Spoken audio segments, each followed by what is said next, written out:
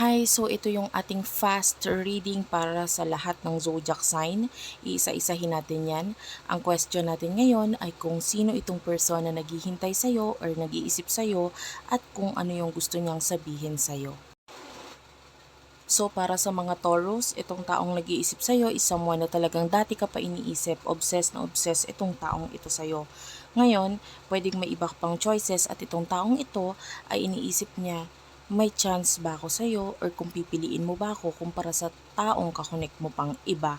And this person, medyo ikaw talaga yung tinitibok ng puso niya, no? Or talagang ang focus nitong taong ito. Wala siyang ibang kakonek na iba ngayon. And sex with you, this person is, not only love, but also, nandun din yung passion and yung, you know, yung pagpapantasya sa'yo. Okay, so for Aquarius, itong person na nag-iisip sa'yo is someone who really do likes you. Nakakita tayo dito ng passion or past passion or sexual connection sa inyo. And maybe itong person na ito is still waiting at sa ngayon, gusto niya lang muna na magkaroon ng, ng space sa inyong dalawa. And kung ano man yung mga nagawa niyang hindi maganda sa'yo, this person wants to say sorry. Okay, so para naman sa mga Aries, this person, actually wala tayong nakita dito, but rather ang message na ito is for you na mag-focus ka sa sarili mo. Be more happy in your present moment. I-enjoy mo lang, you do have your nightlife, you do have a life, and, live your life. Huwag kang mag-focus or huwag kang mag-isip ng mga kung ano-ano. Tanggalin mo yung anxiety, stress, pagod, or if you do have insomnia, maybe time for you to heal yourself. And you do have your, I think we should see other people. Pero hindi lang ito love related. This could mean pwedeng friends. Yeah. So you need to focus on yourself now. And ayun lang po. Okay, so sa nakikita naman natin sa'yo, Cancer, this person is sobrang nalulungkot siya, nasasaktan siya. Kasi I feel like hindi mo siya pinansin or nineglect mo yung mga offers niya or this person still wants you. No, pero I feel like there's a total stop na nangyayari sa inyo ngayon. And I feel like some of you, pwedeng you're still searching for other people, hindi pa talaga siya yung gusto mo. And yeah, you do have your, I think we should see each other or see other people. So this could be you na pwedeng hindi ka pa ganun satisfied sa kung ano man nakikita mo sa taong ito. Okay, for Capricorn, I feel like this person who is thinking of you is someone na very toxic.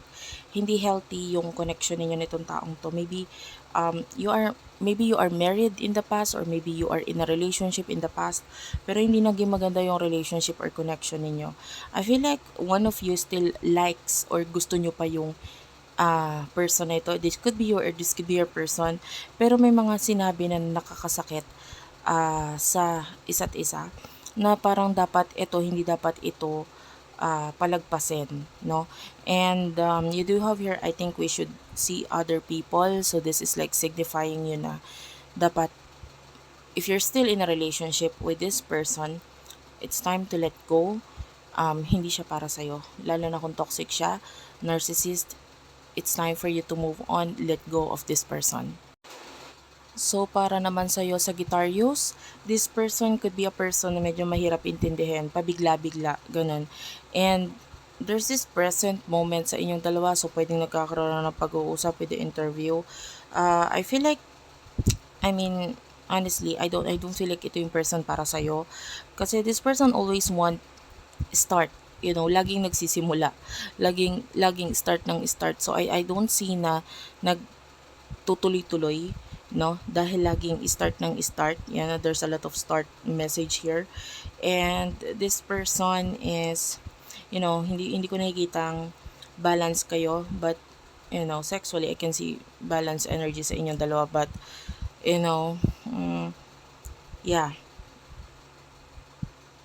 And I feel like this person wants growth, yon, na may kinalaman sa family sa ngayon. And yeah, mas maganda na magsimula ka na lang ulit sa iba. Okay, Gemini, I feel like itong person na ito has a lot of emotions for you. Gusto niya ng future with you. And kung may mga nagawa man siyang hindi maganda, may mga kakulangan man siya, this person wants time para maibigay sa'yo yung mga bagay na hinihingi mo or ni-expect mo sa kanya. This person would like to say you that you are his or her everything, and this person wants you now and wants you in his or her future.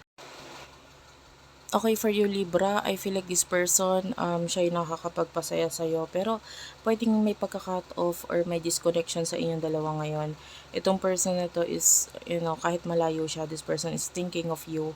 And, yeah, pwedeng obsessed itong taong ito sa'yo. Wala siyang iniisip na iba. And, this person wants you to take care of yourself.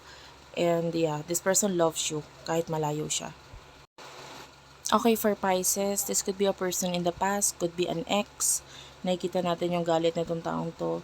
Nakikita natin nagsiselos siya. Or may pagsiselos because there's still love. Kung ikaw ito na nakipag third party or may kakonek ka ng iba, this person is really jealous. Pero kung siya yon na gumawa nun, I feel like ginawa niya yon pero may pagsisisi. Dahil with the Ace of Cups, nandun pa rin yung emotions niya para sa'yo. So, iniisip niya ngayon kung hanggang ngayon, may pag-iisip ka ba or may care ka pa ba na para sa kanya. Okay, so for you Virgo, nakikita natin ang person dito who wants to, parang kailangan niya ng proof, kailangan niya ng pruweba.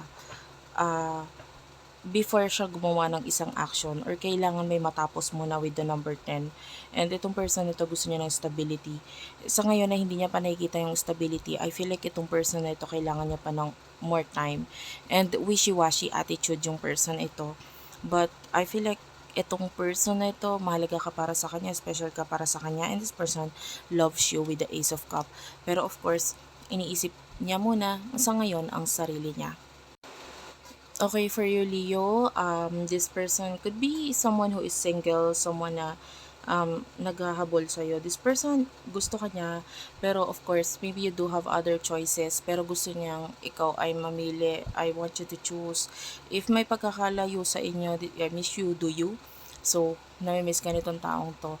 And kung ano man yung mga sinabi niya sa'yo, totoo lahat yun. And kung ano man yung mga iniisip mo, mali yun. Okay?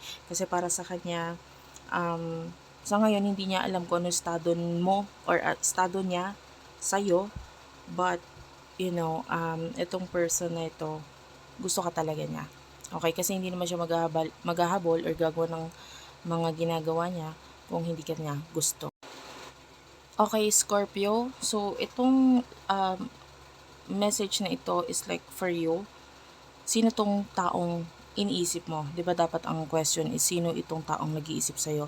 But rather, sino itong taong iniisip mo ngayon? Kasi this person, I feel like marami pang pwedeng mangyari sa inyo.